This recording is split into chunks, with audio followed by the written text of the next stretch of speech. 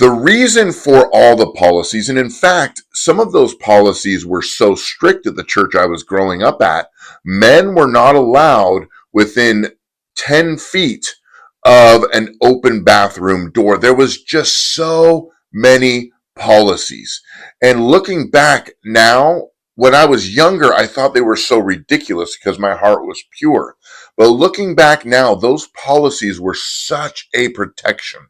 They were such a protection for the children and the youth, and they were such a protection for the leaders of those particular ministries and churches to make sure, number one, that there was no kind of false accusation. Because I'm not, now, again, hear what I'm saying.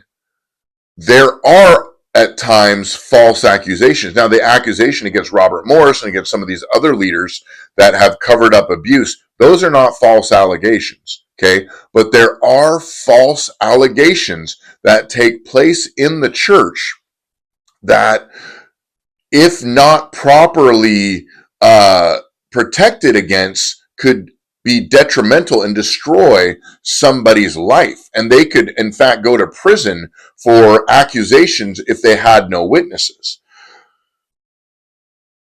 No one seems to talk about that part of it. Is Robert Morris guilty? Yes. Are some of these leaders guilty? I believe that some of them are, if there's proof.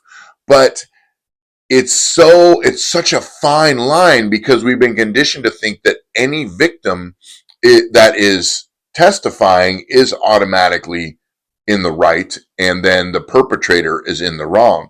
It's not always the case. With that muddled line, I want to get back to my point is, what are the boundaries as a church leader or a business leader or a political leader that you have set up in your life to protect against accusation or against participation?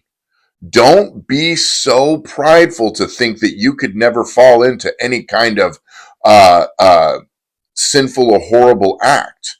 It is very important that you set up boundaries to ensure that it never even becomes a thought or a possibility. Okay? What are your boundaries around people in the workplace of the opposite sex? What are the boundaries that you have set up in your workplace or in your church around children or around youth of both genders? Okay, because remember, there's only two.